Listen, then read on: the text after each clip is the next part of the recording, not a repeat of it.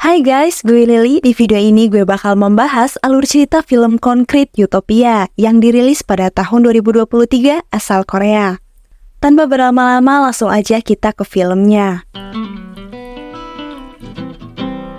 Film dibuka dengan video dokumenter yang membahas awal mula pembangunan apartemen dan bagaimana fungsi awal apartemen yang kini sudah mulai berubah fungsi menjadi gaya hidup. Dan karena banyak diminati, pada akhirnya banyak sekali dilakukan pembangunan apartemen. Scene berpindah dengan memperlihatkan seorang AAA dengan wajah yang bonyok melihat keluar jendela. Dan ternyata, A ganteng ini berada dalam sebuah apartemen yang masih berdiri kokoh dengan pemandangan kota dan gedung-gedung apartemen yang sudah hancur seperti terkena azab dari sang pencipta.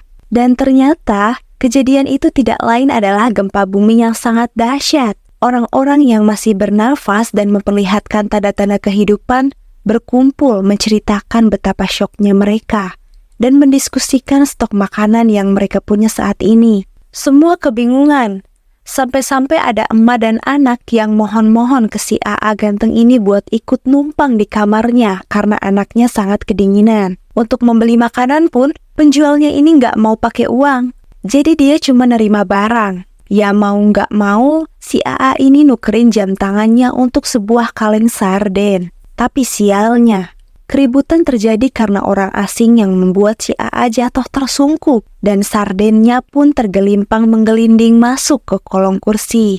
Melihat betapa berharganya kaleng sarden itu, si AA berusaha menyodoknya. Dan hal yang bikin merinding, banyak cucunguk yang resah karena tempatnya diusik dan kembali menyerang manusia. Sesampainya si AA di apartemen, diem-diem bae dia nyumputin makanan itu dari orang asing di huniannya dan hanya ingin berbagi dengan istri tercintanya. Di saat momen lagi enak-enaknya, si emak nyebelin ini buka pintu, yang akhirnya mau gak mau dia ngasihin makanan ke anaknya itu. Karena kesal, suami istri ini pun keluar rumah sambil ngutruk gosipin orang asing yang gak tahu diri di rumahnya itu. Tapi lagi-lagi, keributan terjadi, sampai-sampai terjadi kebakaran dan si AA dipaksa sama si bapak fireman ini buat bantuin padamin api dengan selang yang menggeliat dan meronta-ronta itu. Ternyata keributan itu terjadi lagi karena orang asing yang mengambil alih paksa rumah penghuni asli apartemen. Karena orang asing yang banyak meresahkan warga ini, akhirnya diadakan sebuah pertemuan untuk memutuskan apakah orang asing itu harus didepak atau dibiarkan saja. Tapi karena mereka nggak punya pemimpin, semua orang ngomong. Sampai si AAPNS ini menyarankan untuk mereka mengambil salah seorang untuk dijadikan pemimpin. Pada awalnya mereka kebingungan, siapa nih yang pantas? Karena mengingat penghuni terlama apartemen ini sudah bangkotan dan tidak berdaya, tentu tidak pantas untuk dijadikan pemimpin. Tapi pada akhirnya, si bapak-bapak fireman inilah yang terpilih. Kembali ke laptop, mereka memutuskan untuk menggunakan batu hitam dan putih sebagai voting. Yang hasilnya, batu putihlah yang terbanyak, yang artinya mereka harus mengusir orang-orang asing itu. Pembuat rencana dikembalikan kepada bapak fireman. Tapi nampaknya bapak ini calei dan gak percaya diri kelihatannya. Malam pun tiba. Istri si AA malah overthinking, mikirin gimana kalau orang asing itu diusir. Mereka bakal gimana ya di luar? Tapi tiba-tiba si bocil parasit ini minta temenin boker ke si istri PNS dan meninggalkan si AA sendirian di kamar. Alhasil, si AA jadi flashback waktu lihat tangannya yang terluka, di mana luka itu ia dapatkan ketika akan menyelamatkan seseorang. Namun nihil karena gempa yang dahsyat menerjang seperti tsunami di dalam tanah. Flashback pun selesai, dan scene berpindah saat AAPNS ini ditunjuk oleh Bapak Fireman untuk menjadi pemimpin di bidang anti kejahatan. Karena pada pertemuan sebelumnya nggak ada yang mau maju. Keesokan harinya, semua orang dikumpulkan dan Bapak Fireman mengumumkan kalau orang yang nggak tinggal di gedung apartemen ini harus minggat. Tapi karena ada anggota kongres dari kubu yang akan diusir, dia jadi sok punya kuasa. Dan akhirnya menyuruh semua orang yang akan diusir itu memberontak ke si bapak fireman dan pemilik apartemen. Dan mereka masuk secara paksa ke dalam apartemen. Seketika suasana menjadi sangat ricuh tak terkendali. Orang-orang pemilik apartemen berusaha menahan sedangkan orang yang diusir mendorong paksa ke dalam. Jumlah penghuni apartemen kalah banyak. Meski udah mati-matian nahan, pintunya tetap jebol juga. Meski begitu, Buck punya kekuatan superhero, mereka mampu mendorong balik mereka semua. Meski si bapak fireman harus dipentung sampai berdarah oleh si ketua kongres beberapa kali. Namun kemarahan si bapak fireman ini menjadi bergejolak dan mengeluarkan energi kemarahan yang membuat semua orang yang bukan penghuni apartemen ketakutan dan mundur ketika berteriak. Di tengah keributan yang terjadi, semua fokus dialihkan pada hujan batu, yang ternyata itu adalah lemparan dari penghuni apartemen guna mengusir orang asing. Orang asing pun menyerah, dan semua warga apartemen bersorak mendukung Bapak Fireman yang telah berhasil mengusir para penjajah. Penjajah apartemen maksudnya. Mereka pun menata kehidupan baru dengan warga apartemen. Benda-benda yang menghalangi jalan disingkirkan, dan sistem baru pun dibuat, termasuk keamanan, pengelolaan stok pangan, sampai ada yang bertugas memulihkan energi listrik dan pemanas. Tenaga medis juga dibentuk, dan gak ketinggalan pengelolaan limbah kamu. Pasukan anti kejahatan mulai beraksi. Mereka menjelajahi seluruh tempat untuk menemukan tempat lain yang masih menunjukkan tanda-tanda kehidupan atau adanya makanan. Bahkan di perjalanan, banyak ditemukan mayat-mayat orang asing yang mati kedinginan. Namun penjelajahan telah berlangsung selama berhari-hari dan tidak ditemukan adanya tanda-tanda kehidupan lain. Yang lebih parahnya, persediaan makanan yang tersisa tinggal sedikit. Mereka pun melanjutkan pencarian mereka dan menemukan sebuah toko. Namun ketika berhasil masuk, ternyata ada penghuninya guys. Salah satu orang dari penghuni apartemen disandra. Tapi syukurnya si AAPNS ini tadi pamit ke belakang dulu. Jadi bisa nyerang si pemilik toko dari belakang. Meski satu tembakan melayang dan melukai warga apartemen, si pemilik toko dihajar habis-habisan sampai meninggoy oleh si bapak fireman karena melukai warganya. Mereka pun merampas semua makanan yang ada. Para warga apartemen ini rupanya menjadi sangat kuat karena rumor-rumor yang beredar pula.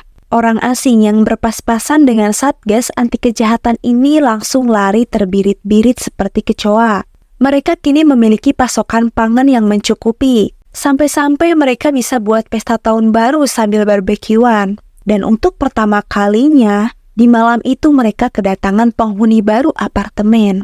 Mereka pun bersenang-senang kembali dipimpin oleh Bapak Fireman yang karaokean. Ketika lagi asik-asiknya karaokean, scene flashback pun terjadi. Ternyata guys, si Bapak Fireman ini nama aslinya bukan Kim Yong Tak, tapi Sebom.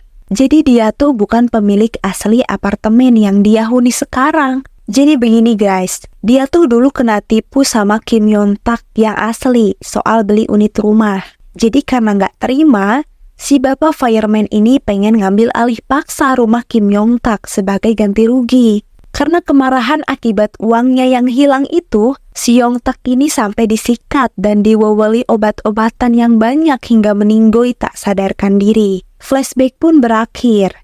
Keesokan harinya, mereka membagikan makanan dan terjadi sedikit keributan ketika ada seorang bapak-bapak yang hanya mendapatkan sedikit makanan. Dia malah ngebocorin kalau tim apartemen yang mencari makanan keluar itu harus sampai ngebunuh orang buat dapetin makanan. Bahkan anaknya si Bu RW ini hampir mati karena mencari makanan. Dengar rumor kayak gitu, si istri PNS jadi overthinking lagi dan nyuruh suaminya buat nggak ikut pencarian makanan lagi. Di sisi lain, penghuni baru itu rupanya bersebelahan tinggal dengan unit apart si Bapak Fireman. Si bapak yang takut identitasnya terbongkar sedikit memberi gertakan untuk si cewek ini tutup mulut. Kita panggil aja dia si Teteh Seniman, karena dia seorang seniman. Tapi karena warga komplek yang cocotnya nggak bisa dijaga dan hobinya ngegosip, si Teteh Seniman ini muak sampai keceplosan kalau si Bapak Fireman itu adalah bukan tetangga asli dia. Nah, di tengah kebingungan si istri PNS dengan perkataan si Mbak Seniman itu,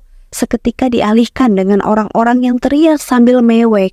Rupanya, seseorang meninggoy karena ulah balas dendam orang di luar komplek. Mereka meninggalkan pesan ancaman bahwa orang-orang di apartemen akan meninggoy terlebih dahulu. Pengawasan pun semakin diperketat dan yang boleh keluar komplek saat ini hanya orang-orang tertentu saja. Hingga si Bapak Fireman ini curiga. bahwa seseorang menyembunyikan orang asing di dalam apartemennya ini. Dan benar saja, dengan insting kuatnya ia menemukan si emak dan anak yang nyusahin di awal scene tadi. Mereka pun diusir paksa oleh warga. Si AA PNS yang kebingungan bertanyalah kepada si bapak fireman, "Ada apa ini, Pak?" Si bapak bilang, "Tanya aja istri kamu, dia ngebantu nutupin persembunyian emak dan anak itu." Karena ulah istrinya itu yang kelewat baik, si AA PNS sampai harus berlutut minta maaf agar dia dan istrinya tidak diusir dan mati kedinginan di luar sana. Untuk membayar kesalahan istrinya itu, si AA PNS harus bekerja keras untuk menjaga apartemen tersebut. Mereka sekarang jadi rajin meriksa setiap unit apartemen untuk memastikan tidak ada penghuni yang menyembunyikan orang asing. Setelah razia orang asing selesai dilakukan, si bapak fireman berpidato seolah-olah dia adalah penghuni asli apartemen dengan cocotnya yang sok-sokan berjuangin hak penghuni asli. Padahal mah, kita lihat saja, si AA PNS dan istrinya ini seperti berbeda pandangan dari waktu ke waktu. Si AA ini lebih percaya sama bapak fireman, padahal mah udah dikasih tahu sama istrinya kalau dia tuh bukan penghuni asli, tapi tetap aja si AA ini gak percaya. Si istri juga jadi bait-bait wae ke si AA. Dan si AA melukai orang asing, ari si tetehnya ngobatan. Jadi wae bertolak belakang. Di tengah perkumpulan untuk menghukum orang asing, tiba-tiba mas-mas yang nyembunyiin orang asing sebelumnya itu kena mental dan memilih buat meninggoy terjun tanpa payung ke dasar tanah. Jasadnya pun dibakar dan tak lama kemudian air bergemuruh. Lalu muncrat di tengah minimnya air di sana. Semua orang senang. Namun si istri PNS masih penasaran dengan perkataan si teteh seniman terakhir kali. Lalu ia menceritakan semua yang ia tahu, bahwa Kim Yong Tak atau si bapak fireman, pemilik asli apartemen itu, bukanlah si bapak fireman. Si bapak fireman yang melihat keduanya berbincang, jadi overthinking, dan sudah mengira bahwa mereka membicarakan rahasianya. Kalau dia ternyata bukan penghuni asli apartemen. Si bapak jadi parno dan gak bisa tidur sampai matanya merah karena mikirin identitasnya yang takut terbongkar. Keesokan harinya, tim melakukan pencarian makanan lagi keluar. Di tengah perjalanan, mereka menemukan Pujasera yang tertumpuk batu bersama mayat. Si AA PNS ini disuruh ngecek dan benar saja, terdapat stok pangan yang sangat banyak. Namun di sisi lain di apartemen, si istri PNS dan si teteh seniman ngebobrok rumah yang ditinggali oleh bapak fireman. Mereka curiga bahwa Kim Yong Tak yang asli pasti disembunyikan di rumahnya. Ia bertanya kepada nenek tua yang tak berdaya itu. Namun si nenek hanya minta makan karena peyutnya keroncongan. Mereka melihat sebuah pendingin yang mencurigakan dan ketika dibuka, benar saja, sebuah mayat yang sudah membusuk ditemukan di dalam sana. Para lelaki yang sedang mencari nafkah di luar sana tiba-tiba diserang oleh orang asing. Mereka melemparkan beberapa batu besar dan api dari atas, hingga salah satu anak tewas karena terbakar. Dan dia adalah anaknya Bu RW. Mayatnya pun dibawa pulang. Ibu RW yang melihat mayat anaknya itu menjadi sangat emosi dan saling menyalahkan dengan si bapak fireman. Di sisi lain, si istri PNS ikut nimbrung di tengah keributan dan bongkar fakta bahwa si bapak fireman bukan penduduk asli apartemen dan sebuah mayat telah ditemukan. Warga menjadi geram dan suasana menjadi ricuh karena tidak ada pemimpin lagi yang bisa dipercaya. Si AA PNS yang udah jelas-jelas melihat bukti masih positif thinking aja kalau si bapak fireman ini cuma difitnah. Tapi setelah si bapak memberikan pernyataan, dia malah ngebuktiin kalau dia memang orang asing atau bukan penduduk asli apartemen itu. Penduduk asli semakin geram dan berusaha mengusir si bapak fireman. Tapi kebetulan sekali ia melihat si teteh seniman di depannya. Dan langsung saja seketika si bapak fireman ini memburu si teteh dan ngelemparin ke dasar jurang bekas gempa. Katanya teh, itu semua gara-gara si teteh seniman. Dan si bapak fireman mengeluarkan kata-kata mutiara. Keluarga bakalan hancur kalau ayam betina berkokok. Ini maksudnya nyindir cewek yang mulutnya gak bisa diem. Merasa istrinya dalam bahaya, si AA PNS datang dari belakang dan langsung nodongin senjata. Tapi si AA grogi, dan dengan mudahnya senjatanya direbut oleh si bapak fireman. Di sisi lain, kemarahan dan balas dendam orang asing yang diusir semakin menjadi. Mereka menyerah dan berniat mengambil makanan, tapi baku hantam kembali terjadi dan semakin tak terkendali. Apalagi sekarang mereka udah gak punya pemimpin yang gak bisa diandalkan. Si PNS bersama istrinya berniat untuk bersembunyi. Tapi lagi-lagi, apa yang dipikirkan si PNS? Dia memilih keluar dan membiarkan istrinya yang bersembunyi. Tapi tiba-tiba, seseorang menyerang si PNS dan terjadi baku hantam sampai-sampai si AA terluka cukup parah di bagian perutnya. Tapi si AA masih sempat-sempatnya untuk memukuli musuhnya itu dengan kaleng sarden. Istrinya yang kelewat lembut tak tahan melihat suaminya yang melukai orang. Mereka pun segera pergi dan berlari melindungi diri di tengah-tengah kericuhan yang terjadi. Sebuah bom kecil meledak di udara, tepat di atas kepala orang-orang yang membuat banyak orang terluka, termasuk si bapak fireman yang terluka parah. Namun dirinya masih memaksakan untuk kembali ke rumahnya untuk beristirahat. Namun sayangnya, ia sudah tidak berdaya dan mungkin bisa dibilang sekarat karena kejadian baku hantam tadi. Dan tanpa berlama-lama, orang asing itu mengambil makanan di rumah si bapak fireman dan pergi begitu saja. Di sisi lain, PNS yang terluka parah di bagian perut akibat baku hantam sebelumnya berjalan mencari tempat tinggal baru dengan istrinya. Kisah romantis yang memilukan pun terjadi, di mana kata-kata yang sangat mendalam itu terucap dari si AA PNS. Ia meminta maaf atas semua yang terjadi, namun ada satu hal yang dia sudah kerjakan dengan baik dan tidak menyesal katanya, yaitu menikahi istrinya. Mereka pun tertidur lelap, hingga keesokan harinya, si istri PNS terbangun dengan patulan cahaya yang sangat indah dari kaca. Ia meminta suaminya itu terbangun. Namun sayangnya, si AA PNS tidak menunjukkan kembali tanda-tanda kehidupan alias meninggoy.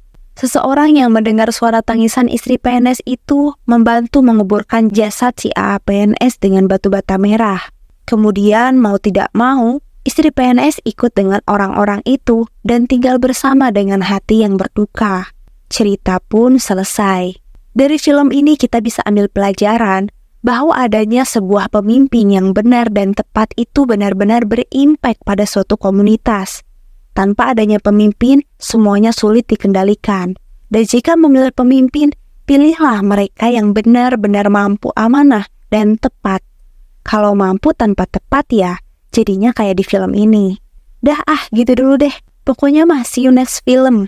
Makanya disubrek channel ini, biar kalau Mimin upload, kalian bisa dengerin suara Mimin lagi kan? Dadah guys!